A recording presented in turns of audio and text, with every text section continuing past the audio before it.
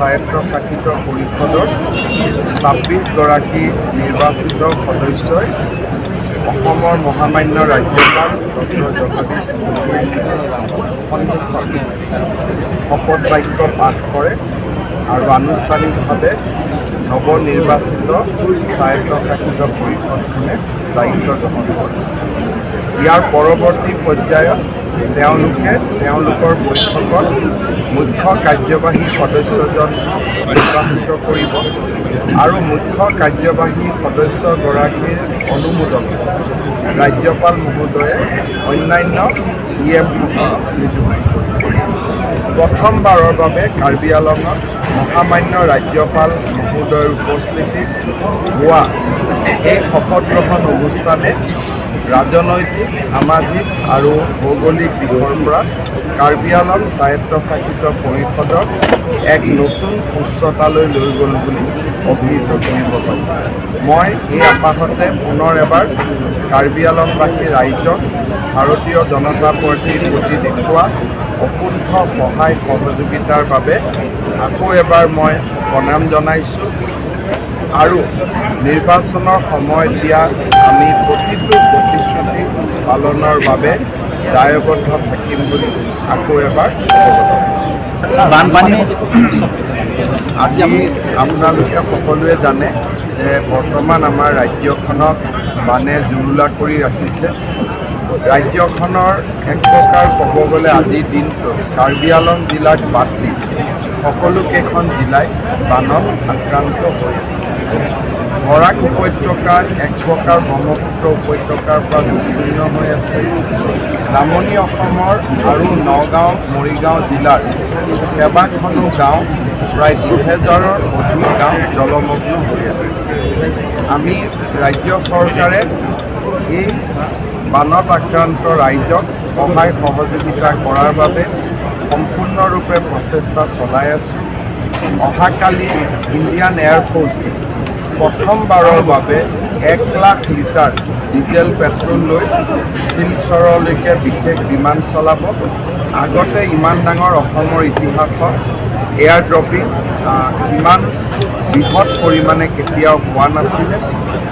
North east frontier ৰেলৱেও বিশেষ relief train চলাবৰ বাবে তেওঁলোকে আমাক আগ্ৰহ প্ৰকাশ কৰিছে।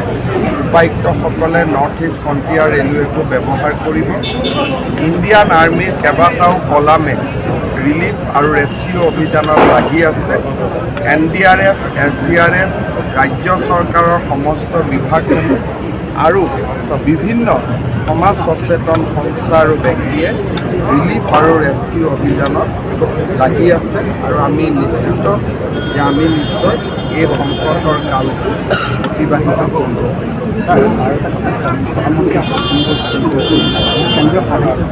প্ৰধানমন্ত্ৰী নৰেন্দ্ৰ মোদী ডাঙৰীয়াই মোক টেলিফোন কৰিছে। আজি ৰাতিপুৱা গৃহমন্ত্ৰী অমিত শ্বাহ ডাঙৰীয়াই টেলিফোন কৰিছে। কেন্দ্ৰীয় চৰকাৰৰ গোটেইকেইটা সংস্থা, ইণ্ডিয়ান এয়াৰফ'ৰ্চৰ পৰা, ইণ্ডিয়ান ৰেলৱেৰ পৰা, ইণ্ডিয়ান আৰ্মীৰ পৰা সকলোৱে হাতে কামে লাগি আছে। যিমান পুঁজিৰ প্ৰয়োজন, পুঁজিৰ কোনো অসুবিধা নাই ৰিলিফ আৰু ৰেস্কিউৰ কাৰণে। আৰু এই গোটেই আজি যে 1 লাখ লিটাৰকৈ পেট্ৰল ডিজেল আমি বৰাক উপত্যকাত লৈ যাব পাৰিছোঁ। ইণ্ডিয়ান আৰ্মীৰ ইমানকেইটা কলাম ৰেস্কিউ অভিযানত লাগি আছে। Air force, NDRF, north east frontier railway, এই গোটেইবিলাক সম্ভৱ হৈছে প্ৰধানমন্ত্ৰী নৰেন্দ্ৰ মোদী ডাঙৰীয়াৰ নিৰ্দেশৰ বাবে। Many people have died in flood. They have already, those people who have died, they have already received their compensation. Sir, দুজন আৰক্ষী লোক যোৱাকালি কামপুৰত আমাৰ OC এটা ল'ৰা আৰু এজন জোৱান যোৱা নিশা ৰেস্কিউ অভিযানত থাকোঁতে তেওঁলোকৰ মৃত্যু হয়, বলিৰ সমাধি হয়। অৱশ্যে OCৰ মই ৰাতিপুৱালৈকে খবৰ কৰি থকালৈকে শৰীৰটো বিচাৰি পোৱা হোৱা নাছিল। কিন্তু ইমান বাঢ়নি পানী, কিমান দূৰ আমি তেওঁক শৰীৰে পাওঁ তাতো এটা সন্দেহ আছে। যি নহওক আমি দুয়োগৰাকী বিশেষকৈ তেওঁলোকৰ ভৱিষ্যত কেনেকৈ আমি তেওঁলোকক বিচাৰি পাব পাৰোঁ আৰু যিজন জোৱানক আমি বিচাৰি পালোঁ তেওঁক কেনেকৈ আমি সসন্মানে বিদায় দিব পাৰোঁ, তেওঁৰ নশ্বৰ দেহক আমি বিদায় দিব পাৰোঁ, তাৰ বাবে অসম আৰক্ষীয়ে কামত ব্ৰতী হৈ আছে। মই আজি বানমন্ত্ৰী তেখেতসকলক আৰু লগ কৰি সমবেদনা জ্ঞাপন কৰাৰ বাবে অনুৰোধ কৰিছোঁ আৰু ভৱিষ্যতৰ দিনত চৰকাৰে তেওঁলোকক সকলো প্ৰকাৰে সহায় কৰিব।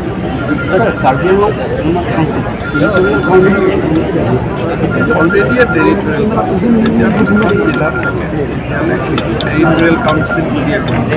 আগৰ ক্ষেত্ৰত এখন জিলা আছিল সেইকাৰণে অট'নমাছ কাউন্সিল, তেনেকৈ BTRত এখনতকৈ বেছি জিলাৰ কাৰণে টেৰিটৰিয়েল কাউন্সিল বুলি কয়।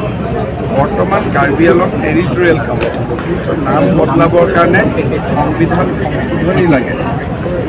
আমাৰ এটা বিশেষ সংবিধান সংশোধনী বৰ্তমান সংসদৰ বিবেচনাত আছে। তাতে আমি যি ধৰণে নামাকৰণ কৰিব পাৰোঁ কাৰ্বি ৰাইজে তেনেকৈ কৰিব ত্ৰিপুৰা আছে।